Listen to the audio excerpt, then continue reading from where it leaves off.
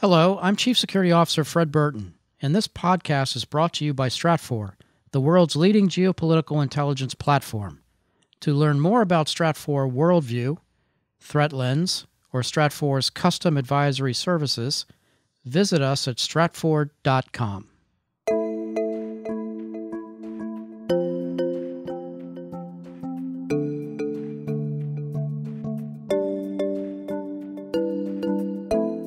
There's an unpredictability in Kim and in Trump that combined means that you could either come out of here with this really weird deal that's peace in our time, or you could come out with the United States saying, see, we tried diplomatic talks. They absolutely don't work. Now it's time to bomb them.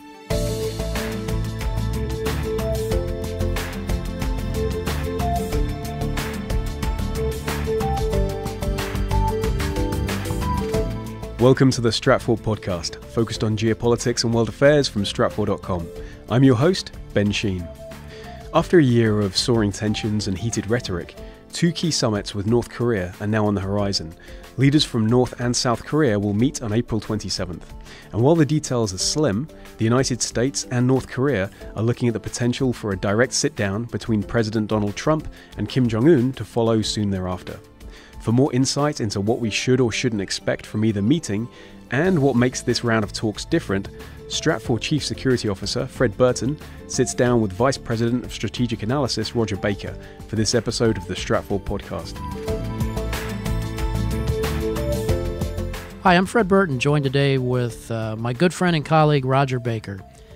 Rodger, we have two key summits coming up with Korea, the first being the Inter-Korean Summit, and the second, the U.S. North Korea Summit. Which is the more important?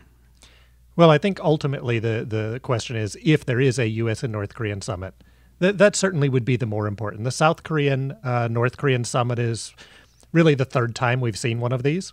It's not that it doesn't matter, and it's not that it isn't what will lay the groundwork for a lot of what's happening on the Korean Peninsula and the more tactical potentials for cooperation and easing tension there. But the idea of a summit between the leaders of North Korea and the United States is a fairly amazing thing, particularly since there is no diplomatic relations between the two countries. And the two countries are technically only in an armistice. So they're still sort of at a state of war with each other since the 1950s. Where do you think the U.S. North Korea summit would be held? Well, this gets into the really confusing and difficult aspect. The North Koreans have hinted that they would love to have it in Pyongyang. I bet they would. I'm sure they would. That would show to the world that even the United States president is willing to come to North Korea. I mean, it puts North Korea as clearly an equal with the other big powers. The South Koreans and the North Koreans look like they're going to be having their summit in Kaesong. Or in Panmunjom, in the border city. And that gives you an ability to have it where it's sort of in this neutral ground. It's controlled by the sort of that United Nations oversight as well as the North Koreans. It's possible, for example, that the U.S. and the North Korean leader also meet there, that this this South Korean summit would be a test of that as a viable space. There's been some talk about potentially meeting in Northern Europe in some neutral country. The question comes down to what is the politics you want to get out of where the location is. And I think a secondary question would be what would be the security? For example, what would be necessary for a U.S. president to fly into Pyongyang and feel safe and confident in doing that? Well, we've certainly had Jimmy Carter, who was a Secret Service protectee, granted a former president, travel to North Korea in the past. So behind the scenes, as we were chatting in the office yesterday, these kinds of logistics can be worked out. Surprisingly, the security services of nations that are usually at war or even engaged in some challenging diplomatic requirements at times, it's amazing to me as to how behind the scenes the agents standing posts, the protection that goes about affording these kinds of venues to take place do occur somewhat seamlessly. So is it beyond the realm of possibilities that President Trump could travel to North Korea? I certainly would not rule that out. I think that the Secret Service is certainly very capable of protecting him wherever he might go, and no nation state wants to be responsible for any kind of problems affecting these kinds of visits, especially something surrounding this kind of historic event. But I think that's going to be very fascinating to watch play out as to where this summit might occur.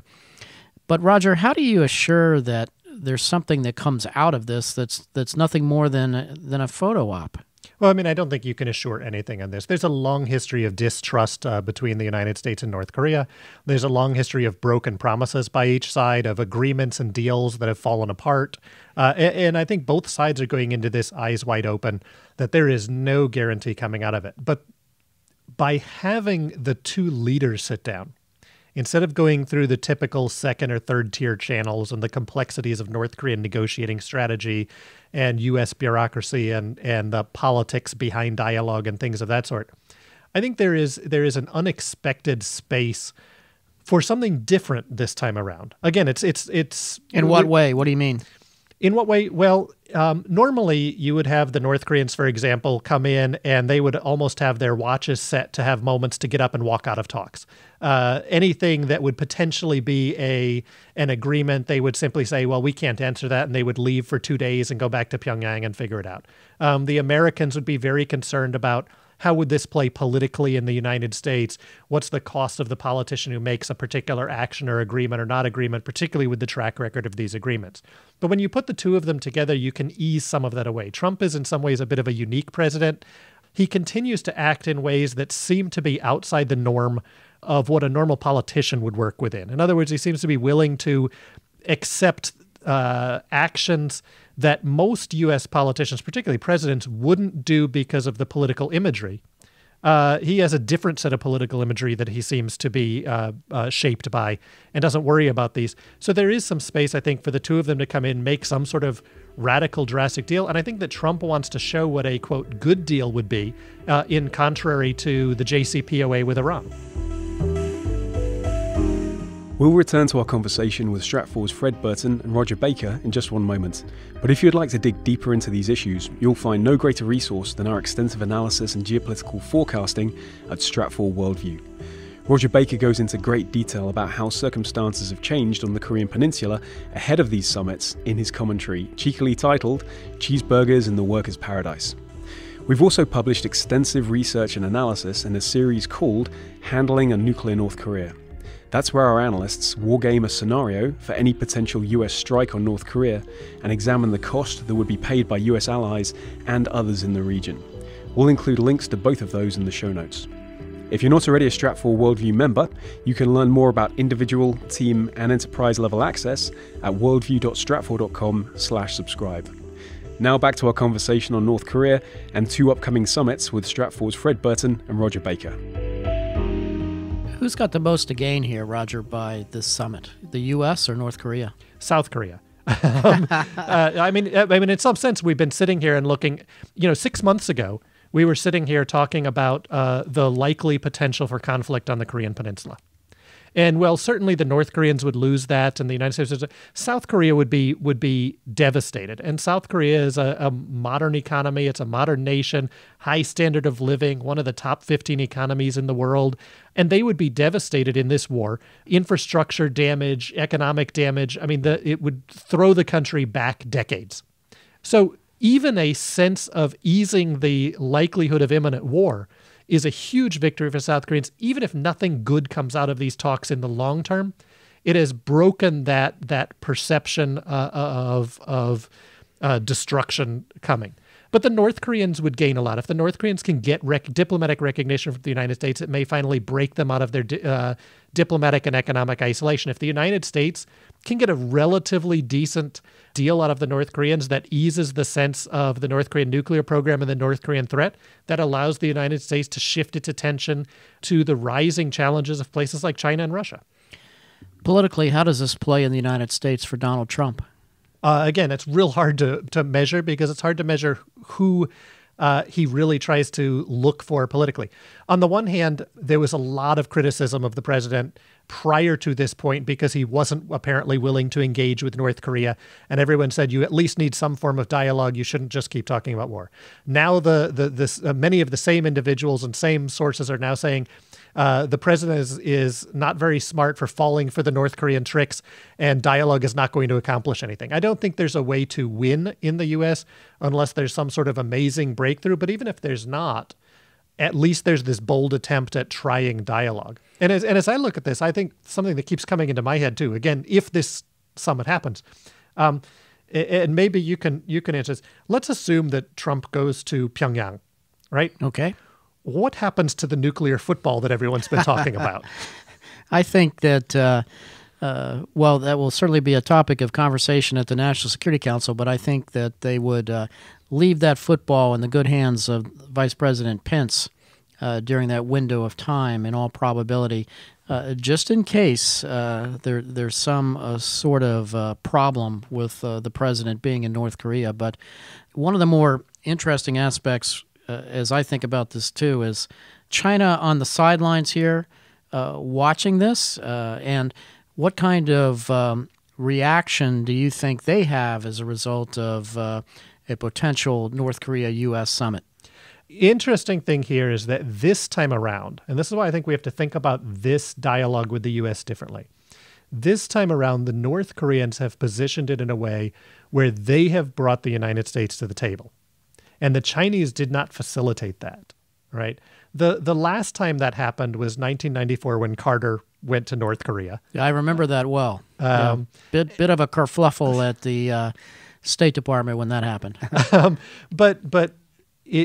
That's really the last time. Since then, for the most part, China has been the facilitator of dialogue and therefore the one who can shape the direction and path of the outcome. The North Koreans have really cut the Chinese off politically for the past several years. And they've arranged this through the South Koreans, given the South Koreans a little leg up in being the one who can go and claim that they delivered the message to the United States, got the positive response. But they're the ones doing it. So now the Chinese are trying to find a way to come back in and make sure that they understand what's going on, that they have a role in this. And that's where Kim's visit to Beijing was very different than it would have been if he was asking the Chinese for help. Instead, he came to tell the Chinese what's going on. Now, realistically, he's also asking to make sure that the Chinese keep backing him. There's likely to be a summit sometime maybe after the U.S. and South Korean summit with the Russian president and the North Korean leader. He needs those other support spaces. But he's really repositioned China's role here. I think the Chinese aren't as worried because there's so many things that can go wrong here. And for them, at least, it's not like the U.S. is preparing to attack. But they do have a little bit of concern on just how far this could go. There's an unpredictability in Kim and in Trump that combined means that you could either come out of here with this really weird deal that's peace in our time and North Korea acting like China did back in the 70s and becoming the new ally of the U.S. to counter the Chinese, or you could come out with the United States saying, see, we tried diplomatic talks. They absolutely don't work. Now it's time to bomb them. Yeah, that's very interesting. I know from the various events that I've been associated with, whether it be the Middle East Peace Conferences, the Bosnian Serb conferences that we held and so forth, there's a tremendous amount of work that goes on in the edges and the margins of all these events, meaning your sidebar discussions between your diplomats. And as we were chatting in our office yesterday, Roger, there's not much of a window into how the lower-level North Korean diplomats operate. Do you see anything coming out of that? Meaning, what could come out on the margins of this kind of event? Meaning, are there other kind of things that could fall out, such as better cooperation on, I don't know, terrorism, travel, or something along these lines? What do you see potentially also coming out of this? I mean, at minimum, you get new paths of dialogue. Traditionally, the lower-level North Korean diplomats really had almost no authority of their own, and that made it very complicated when people would deal with them in track 2, track 1.5, even track 1 dialogue. It wasn't really having direct dialogue with the North Koreans. Most of that was having dialogue that was being controlled back from Pyongyang. So it may be that the North Koreans in this, if they're looking at facilitating, even if it's just President Trump going to Panmunjom and the North Korean leader being there, there's going to have to be real working level dialogue and cooperation between the North Korean security services and the U.S. Secret Service. Absolutely. And that in and of itself gives some interesting insights into North Korea, into how it works. And then secondarily, I would expect that the North Koreans, if they have any sense of seriousness about this, are not going to be doing this through their third-tier diplomats. They're going to identify new people who have a greater amount of authority to have regularized dialogue with the United States. Yeah, and you raise a good point with that comment about the dialogue and the logistics of pulling one of these things off in general. It takes a tremendous amount of coordination, not only with Secret Service advanced teams, but U.S. Embassy involvement with North Korean diplomats. And would this be handled out of Washington, D.C., or would this be pushed out to Seoul, for example, for the logistics? So those are the kinds of things that behind the scenes would obviously be fascinating. And just the sheer size of the three-ring circus that travels with the president anywhere in the world, from, you mentioned the nuclear football, to just the White House staff. And I guarantee you, I know there'd be a lot of people that just would want to be a part of this, because history could be taking place here, or will be, and Lord knows what could come out of it. But from that standpoint, I think it's going to be the kind of event that everybody's going to want to be involved in. And so that does also pose unique challenges. But to me, the interesting part would that be, could you see, for example, the U.S. Secretary of Defense meeting with the North Korean Minister of Defense in a sidebar meeting? And so those kinds of things would be just really fascinating to watch unfold.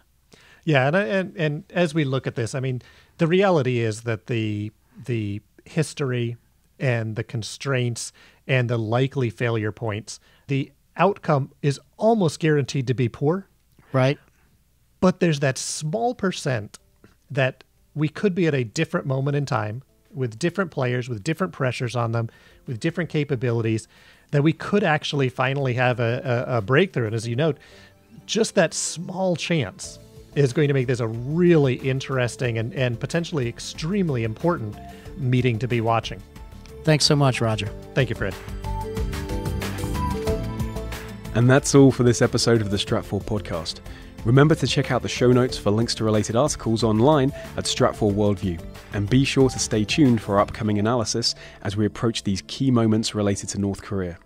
We'll also include a link to Stratfor's 2018 annual forecast. While others were looking at an imminent war back in December, we forecast this for the year. Though the threat of war on the Korean Peninsula can't be ruled out, the United States will probably try to avoid a costly preventative strike against the North's nuclear weapons program that would plunge the global economy back into recession. Definitely worth reading if you want to understand the geopolitical constraints that nations and decision makers face. If you're not already a Worldview member, you can learn more about individual, team, and enterprise access at stratfor.com. Worldview members can also contribute to this conversation and engage with Stratfor's analysts, editors, and contributors in our members-only forum. And for more geopolitical intelligence, analysis, and forecasting that reveal the underlying significance and future implications of emerging world events, follow us on Twitter @Stratfor.